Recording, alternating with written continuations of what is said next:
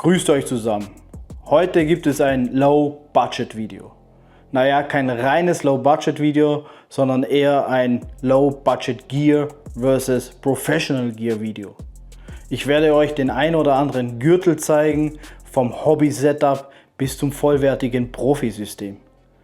Dabei werde ich euch ganz einfach die Frage beantworten, was taugt wirklich und was ist wirklich notwendig in den Bereichen Pistolenarmbrust, Airsoft oder im dynamischen Schießen mit der Schusswaffe. Und wenn dich das interessiert, dann bleib einfach dran.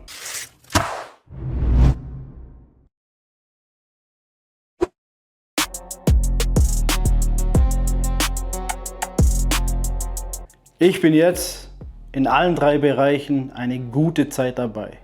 Das Airsoft habe ich jetzt aufgegeben vor ungefähr 2 Jahren, aber ich konnte in allen Bereichen eine gute, vor allem auch echte Erfahrungen sammeln.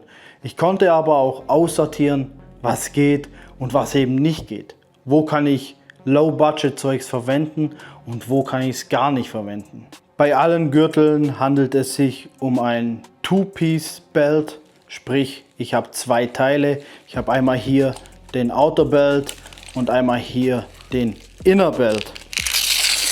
So. Der Inner Belt hat einfach den Sinn, er soll einfach die Hose halten. Ihr habt es gehört, das Teil hat Klett, der Outer Belt hat auch Klett oder Flausch. Da kommen wir zu einem ganz wichtigen Punkt.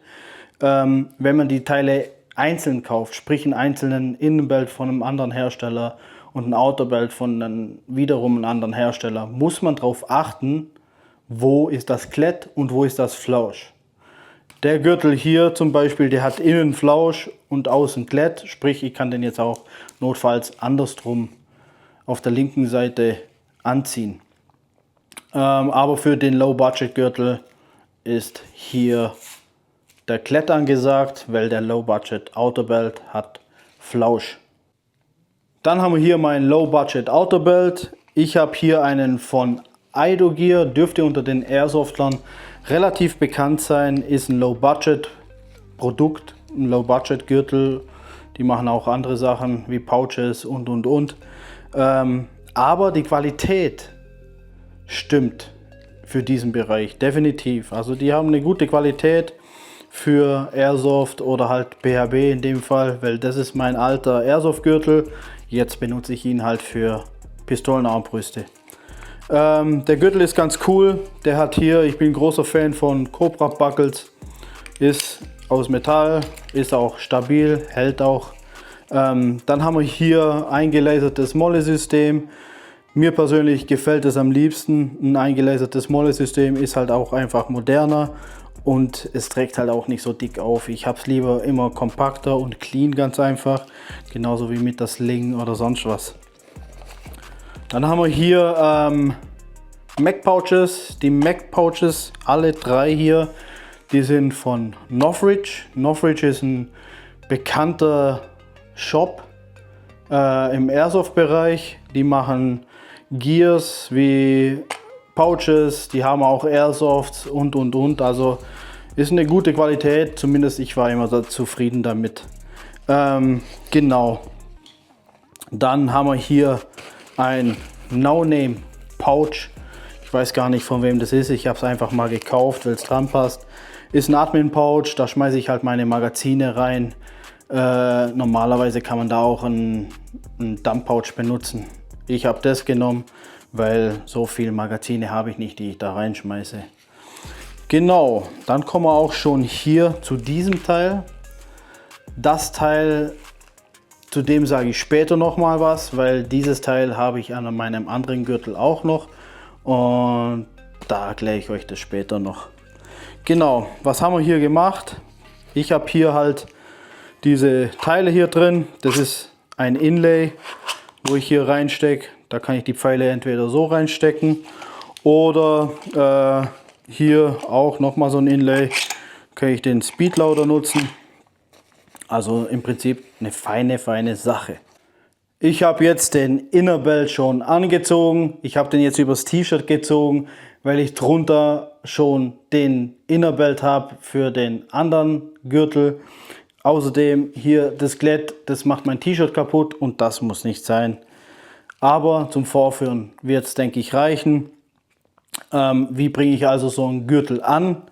Ich nehme das Teil und klette es fest und schaue schon, dass meine Schnalle hier vorne dran ist. Und dann geht man einfach hin und arbeitet sich langsam am Klett entlang und guckt drauf, dass die Sachen schön am Gürtel entlang dran sind. Und dann ist das Teil auch schon dran und fix. Somit habe ich ein relativ stabiles System. Und ja, wie gesagt, das Teil ist auf Crossbow ausgelegt. Ich habe hier meine Pfeile, ich habe hier mein Speedloader, kann ich einpacken, reinstecken, rausnehmen, was ich will. Ich habe hier hinten mein Back oder hier mit Magazin, kann man rausziehen und fertig ist es. Was kann ich jetzt allgemein über diesen Gürtel sagen? Für Einsteiger oder auch Fortgeschrittene im Airsoft oder PAB ist dieser Gürtel völlig ausreichend, meiner Meinung nach. Aber man merkt halt, dass es ein Low-Budget-Gürtel ist, weil er einfach keine eigene Tragfähigkeit hat. Man sieht es, man lässt los und der fällt in sich zusammen. Das haben aber eigentlich alle Low-Budget-Gürtel so. Jo, dann kommen wir, würde ich mal sagen, zum zweiten Gürtel.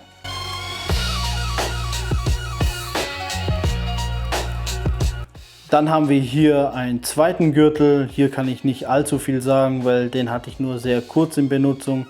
Dieser Gürtel ist von Tasmanian Tiger. Für Airsoft, denke ich, ist der brauchbar, aber im Schusswaffenbereich ist es auch nicht die erste Wahl. Da gibt es schon viel bessere Sachen. Das werde ich euch auch nachher zeigen. Er war mir für mein Training einfach auch zu weich. Er hält sich auch nicht selber, ist einfach zu weich. Und Tasmanian Tiger macht wirklich gute Rucksäcke und Taschen, aber Gürtel finde ich jetzt nicht ganz so gut. So hat halt jeder Hersteller seine Stärken und Schwächen.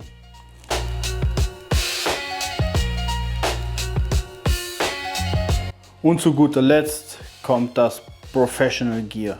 Sprich, bei dem Gürtel handelt es sich um den Agilite Magnetics. Den habe ich jetzt schon ein gutes halbes Jahr und ich bin super zufrieden damit. Und ja, ich bin einfach begeistert von dem Ding. Man sieht schon, der hält sich komplett selber mit dem ganzen Gear dran. Warum Magnetics? Ganz einfach. Ich hoffe, man sieht es. Ich habe hier zwei Magnete drin, genauso wie am Innerbelt. Das sorgt ganz einfach dafür, wenn man den Innerbelt dran hat und den Gürtel öfters mal an- und auszieht, dann hat man durch die Magnete den Gürtel und seine Gear immer exakt an derselben Stelle, wie man es gewohnt ist.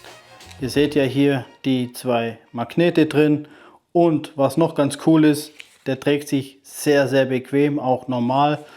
Und wenn man mal ein bisschen zu viel gegessen hat, hat man hier immer noch ein bisschen Luft.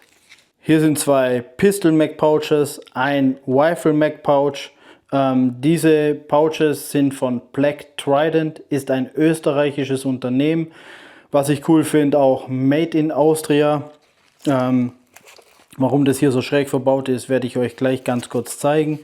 Als nächstes haben wir hier dann ein SSI Pouch von First Spear. Das ist sowas wie ein Dump Pouch.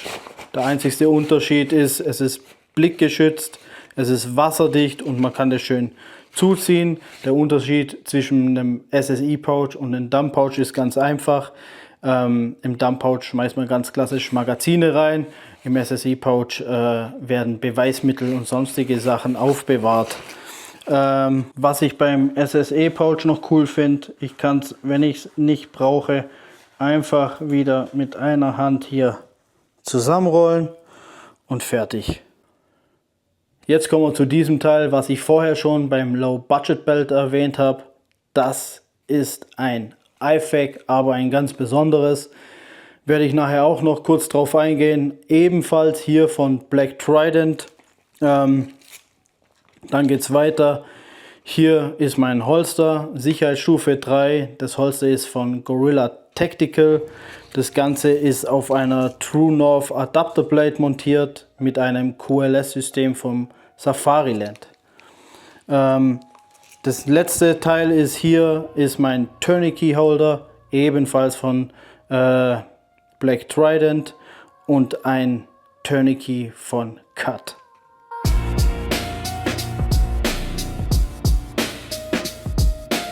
Warum hier alles an der Stelle ist, wie es bei mir verbaut ist, das werde ich euch jetzt auch mal ganz kurz erklären.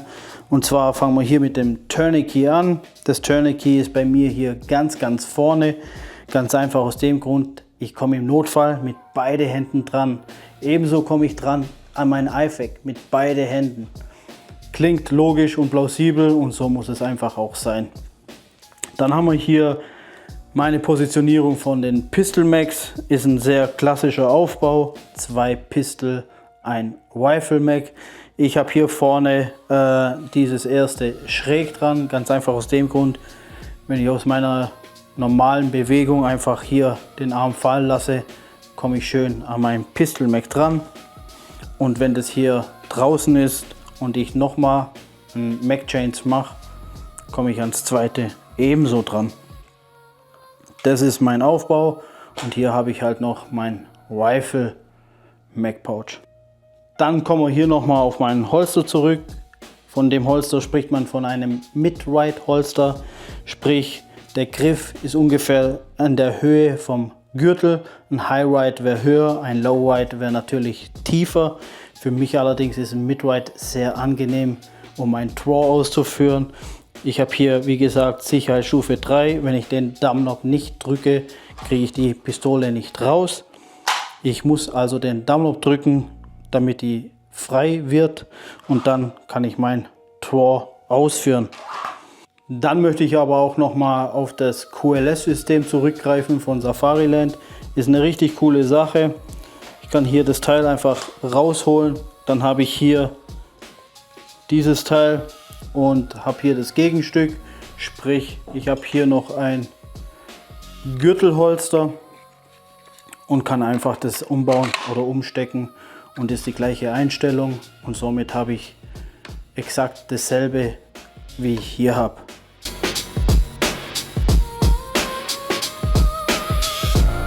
Dann kommen wir hier zu diesem geilen IFAK von Black Trident. Es nennt sich Trauma Burrito. Warum das Trauma Burrito heißt, das zeige ich euch jetzt. Und zwar, das erste geile Feature ist, ich kann das mit einer Hand aufmachen, fliegt nicht gleich weg, weil es verklettert ist. Kann es abnehmen und kann es irgendwo anders hin machen, ganz einfach. Und an diesem Gürtel verwenden. Warum heißt das Teil jetzt Trauma Burrito? Ganz einfach, es ist zusammengerollt wie ein Burrito. So, ich kann das Ganze hier dann jetzt aufmachen. Was habe ich hier drin? Ich habe hier nur Sachen drin, die ich auch persönlich verwenden kann. Bringt mir nichts, wenn ich hier alles vollstopfe und die Hälfte nicht weiß, wie ich es anwenden soll. Ich habe hier eine Israeli Bandage drin, ich habe hier 2 Goatse drin, ich habe hier eine Binde drin, hier habe ich noch Kleinsachen drin und hinten habe ich noch ein Chest Seal drin. Das Coole ist an diesem Burrito, dadurch, dass man den zusammenrollt, bekommt dieses Chest Seal kein Knick ab, sondern wird schön zusammengerollt und ist knickfrei. So, dann gehe ich hin wieder, mache ich das Ding wieder zu, roll das schön ein, kann schön zurollen und dann baut man das halt wieder drauf, halt andersrum.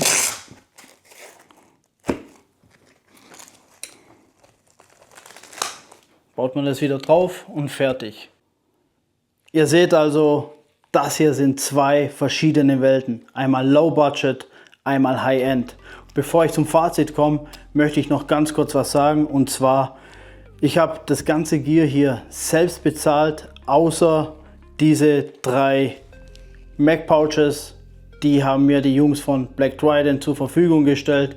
Vielen herzlichen Dank hier nochmal. Schöne Grüße aus den Staaten.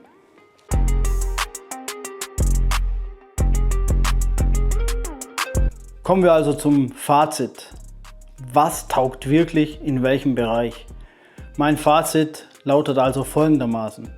Low-Budget-Parts reichen vollkommen für Trockenübungen, Einsteiger, PABs, Airsoft und leichte Sachen vollkommen aus. Für dynamisches und taktisches Schießen mit Schusswaffen allerdings absolut nicht. Da muss schon High-End her. Ganz einfach aus dem Grund, weil da zählt Stabilität, Retention und vor allem Sicherheit eine ganz große Rolle. Deshalb sollte man da nicht sparen. Abwärtskompatibel ist es immer. Wenn man das Teil schon hier hat, kann man das auch für andere Sachen benutzen. Aber andersrum nicht. So. Und für PAB oder sonstige Sachen reicht einfach Low Budget aus. Man kommt klar damit und das passt einfach, solange die Qualität passt. Ich sage immer, wer billig kauft, kauft zweimal. So ist es allerdings auch, egal in welchem Bereich. Im Low-Budget-Bereich ist es Low-Budget, aber da gibt es auch billig. Ja. Also von dem her, achtet auf die Qualität einfach bei Low-Budget und dann habt ihr da ein vernünftiges, solides Setup für Hobbys wie PAB, Airsoft und sonstige Sachen. Ich werde euch alle Parts von meinen 2 Setups in die Videobeschreibung packen. Dann könnt ihr sehen, wie ich die Sachen aufgebaut habe. Und ja, falls dir das Video gefallen hat und falls du den Kanal cool findest, lass gerne ein Abo da. Das freut uns. Wir sehen uns. Bis dann.